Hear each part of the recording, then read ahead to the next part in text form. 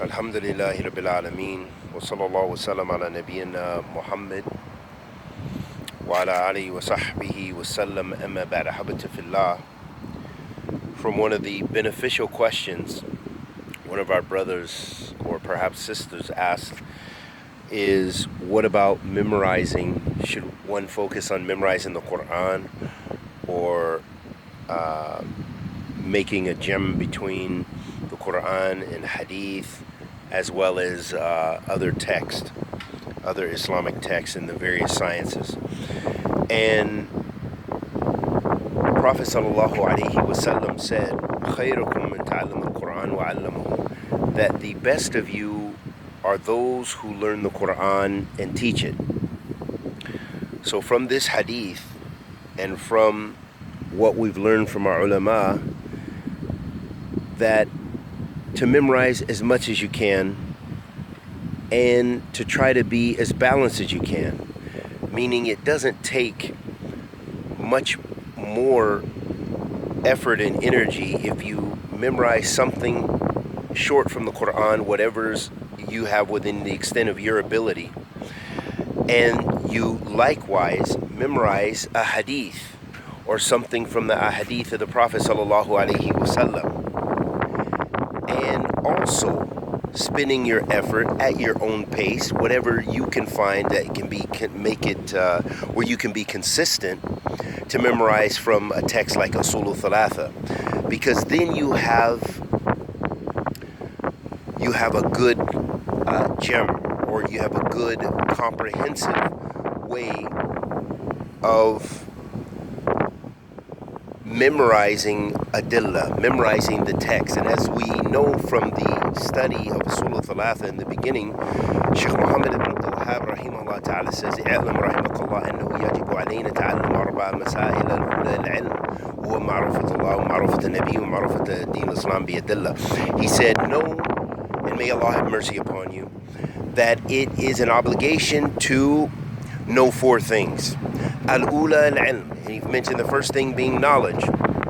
And then he said, he described what he meant by knowledge. He said, وَهُوَ مَعْرُفَةُ اللَّهِ. Knowledge is knowing Allah. So that's tawheed.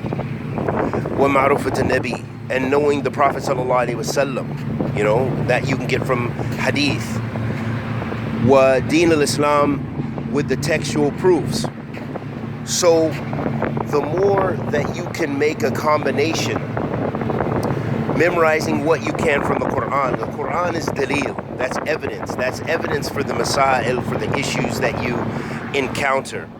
And likewise the sunnah also gives you evidences. So if you can memorize something from the Quran, and I would say and advise, as some of the ulama mention, a book like Umdat Ahkam, which is a book of fiqh, or fiqh of sunnah. In essence, it's a book of hadith, the hadith that have pertaining to, that are put in the chapters of the fiqh issues.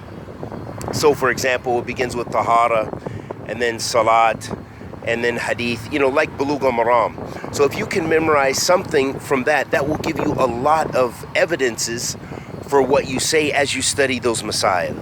And likewise, then pacing yourself and trying to memorize small matun, small text from each of the sciences. And that through memorization, you gain immense benefit. And this is why you have a lot of benefit, those brothers and sisters who have been able to spend significant time in places like in places like Yemen, where there are little distractions, in those Dar al-Hadith, like in Damaj, and those other Marakis al-Ilm, and also in places like Mauritania, and any place where you can make that even anywhere, but it requires restricting and restraining your environment. And it requires sacrificing your time and putting your energy and sitting down while the others are out enjoying football. Maybe you're in your home or in your masjid or in your library or wherever you are, focusing and trying to memorize text, which for everyone that's not necessarily entertaining. So it takes sacrifice. Al-ilm,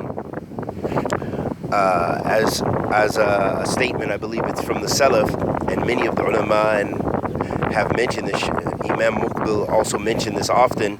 Al-ilm lam yati al-ilm bi rahat al-jasad. That knowledge does not come through being comfortable or relaxed in your body. And we ask Allah the Almighty to accept our good and forgive our evil. Wa sallallahu wa sallam ala nabiyyina Muhammad wa ala alihi wa sahbihi wa sallam.